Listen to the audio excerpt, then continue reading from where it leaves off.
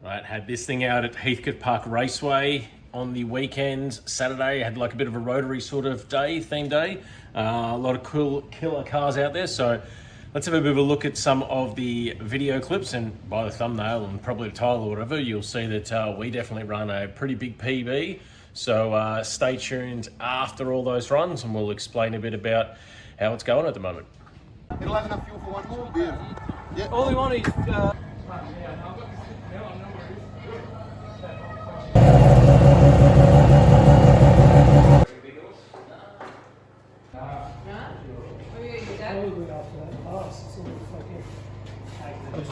Anyone have a roll, Ricky? Anyone want to roll? no, I'm fine. It's just That's done. that's done. That was rhubarb, man. You can get all the sky shots.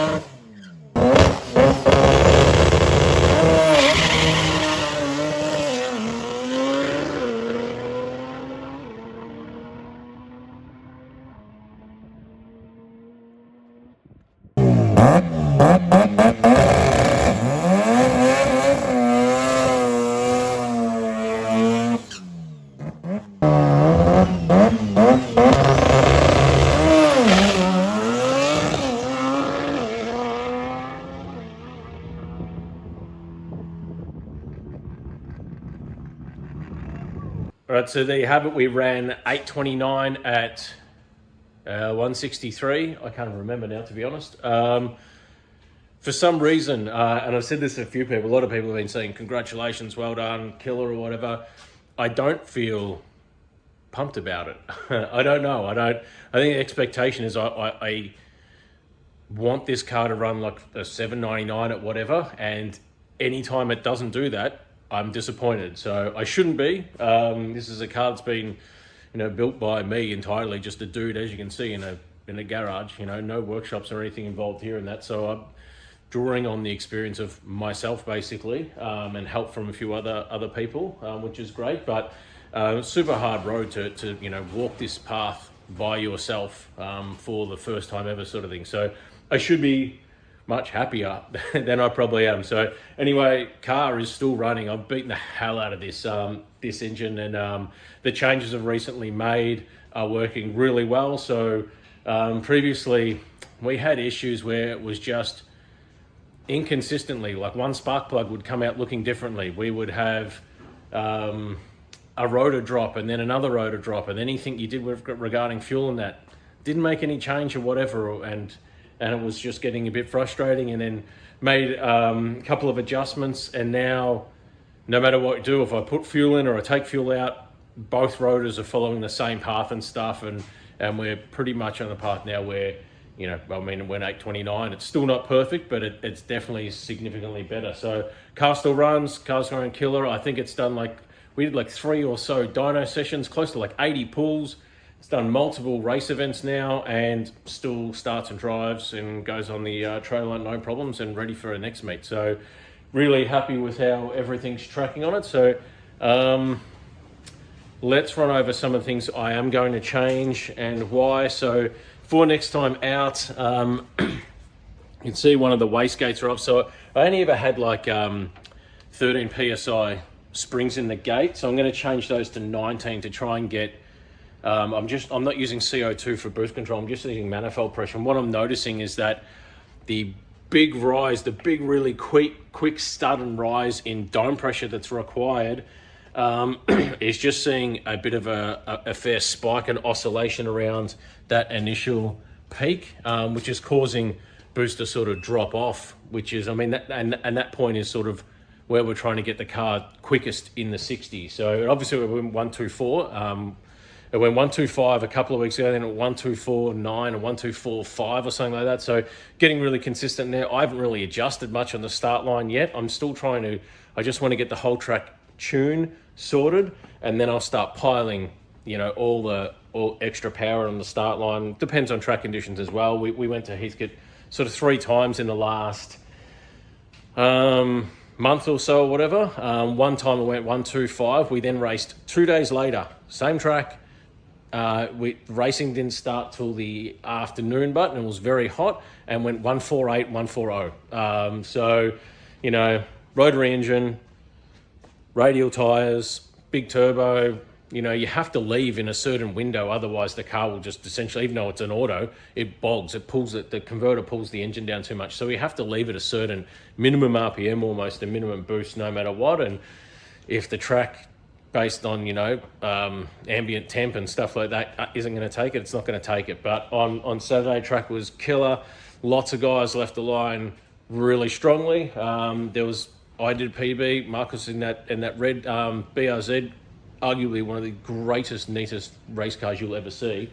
He did a PB in all the incrementals as well. So, it was probably the day that I could have put more in it. Had to stop early, unfortunately, because we had inlet manifold a leak. So I've got to replace the O-rings around the semi-PP, because I think it was around there that was just leaking methanol, which is, disappointing, but that's them's the break sometimes. So sort that out. Everything's running now, but I'm going to put the bigger springs in the gate. So instead of having to put 35 PSI of dome pressure or something in it, I might only have to put 20 or something like that. So we'll get those in there and sort that out. And then, I'll give you a bit of a look at some of the tune-up things, where just seeing how we're pretty much in the window, but we've just got a little bit to go. All right, so hopefully this comes out on the phone and it's not flickery or whatever and that. So this is basically the run. You can see here's first gear, here's second gear, here's third gear. You can see first gears, and these are the EGT. So this is the rear rotor, this is the front rotor. Now, don't worry so much about the numbers. I know, if you're a rotary guy and you're probably looking at the numbers and you see this number saying 789 degrees, you'll instantly be saying, that's too hot, your thing's gonna blow up. And thanks for the advice. However, I've pulled spark plugs on a dyno at this EGT, and that rear rotor at, say, at that sort of temp 790 doesn't even have any color on the plug whatsoever.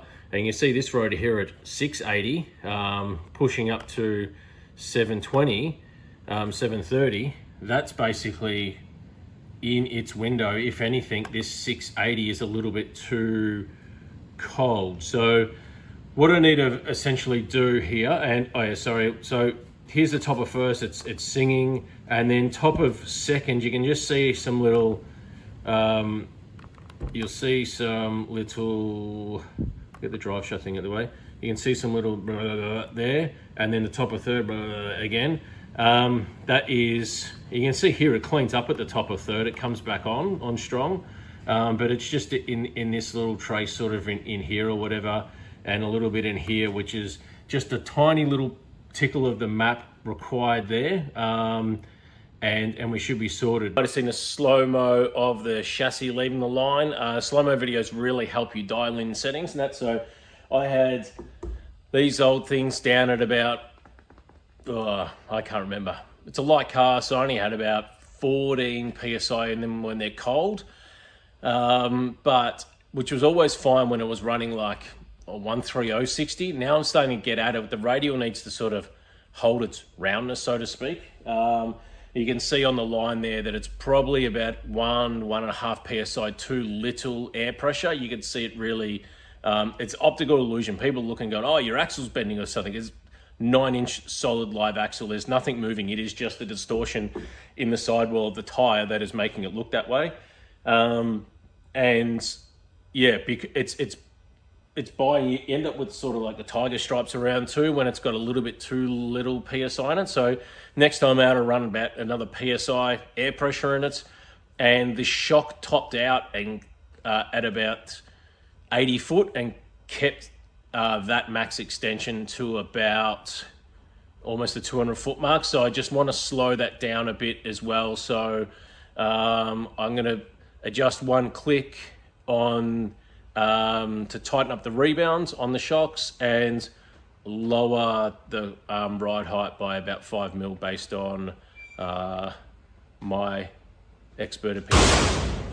Not my expert opinion, another expert's expert opinion. So I'll be doing that. And yeah, then that'll be the chassis adjustments we need. It's looking pretty good at the moment. I think once we start hitting it even harder, you know, front might start coming up a little bit, but I don't think, never really had a problem with that. But yeah, I mean, if we can go somewhere in like the 120 60 foot, it'll be humming. I've made some changes, everything's working, and tune-up looks good. However, the rear rotors always had a very, very, very narrow window in the tune-up. The front rotor, like what you would think with most methanol rotaries, is, you know, as long as you can light the mixture, the thing will burn, and it'll either make good power or not so good power, but it'll still burn. It won't go dead like that rear rotor is sort of doing there. So I'm just going to change. I've got a really old CDI system, like a borrowed sort of old MSD Disc 2 boxes. So I'm going to upgrade to a new one. Now, there's sort of two on the market I'm looking at. There is the M&W. They do like a 250 millijoule box setup, which a lot of people seem to run. And the newest sort of one on the market is the Microtech. The MSD boxes have been great, but because I want to change all 4 coils at once as well now. So I've changed 2 of the coils before, but maybe 2 of them are still not good or something in that. But when it's exactly on song, the tune-up's exactly on song, it's working fine, not like it was sort of previously where no matter what you did, it didn't work. So just trying to see if we can get maybe upgrading that CDI will give us a broader window in the tune-up on that. But overall, yeah, very happy with how the car's going. Still running, incredible. I mean, it's a rotary and it's not blowing up. That's got to be great. And yeah, it's throwing everything I'm taking at the moment. You know, that 829 pass, it ran 5 something or other to half track. The normal thing you would do is you take half track time, multiply it by 1.55, and that will give you your full track ET. That's normally very accurate. If I took that 829 half track time times that by 1.55 actually comes out to 8:18 or something like that. Now that includes even with, I mean, it went to that half track time with the top of second gear not being great with the rear rotor. So I'm pretty certain that if I get that tune up mint for both rotors singing for the entire track, that even on that same boost, exactly the same conditions, even the same 60 foot that are on 829, that would probably go a low teen.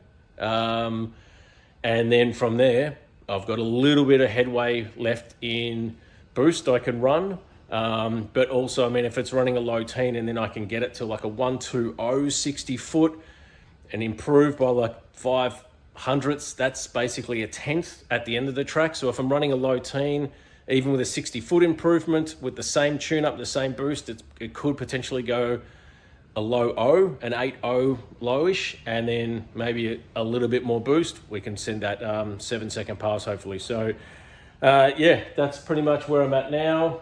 Upgrade the CDI, upgrade the coils, and go again. So that's pretty much where I'm at with this one. Quick update on these ones. I actually did some work on this, believe it or not. So I welded in the passenger seat finally now. So that's all welded in. I need to weld a couple little things in on this, and then I'll look to discuss some things with the engineer on based on what the next step is. Really, I mean, I was going to put a roll cage and stuff in it, but I really want it on the road now. So I may just not bother with the roll cage and just, if the engineer says, yes, it's good to go, then I can look to start, you know, finalizing the chassis and or the body patch up welding and get that sorted. And then this thing is just lying in wait. So yeah, once, hopefully, fingers crossed, this thing runs a 799 or 7 something, I'm pretty much going to instantly retire this car. Don't know what I'll do with it. Probably sell the rolling chassis or whatever, and then dump everything in this thing, because this will literally be potentially 400 pounds lighter. So 400 pounds lighter, you're doing a quarter mile calculator, a car that runs like 8.0, take 400 pounds off that car, say from 2,600 pounds to 2,200 pounds, and it's significantly quicker. I'm not going to say how much quicker it would be, but it would be a lot quicker. So yeah, horsepower is great if you can make it. When you've got a 2-rotor, you might be a bit horsepower limited, and it's easy just to shed weight. So that should just about do us. I will, yeah, once I start building this, I'll probably do some videos again, and then whenever I've got this back out on track, I'll do some videos. I might do a video too on once I get the CDI, whatever I decide.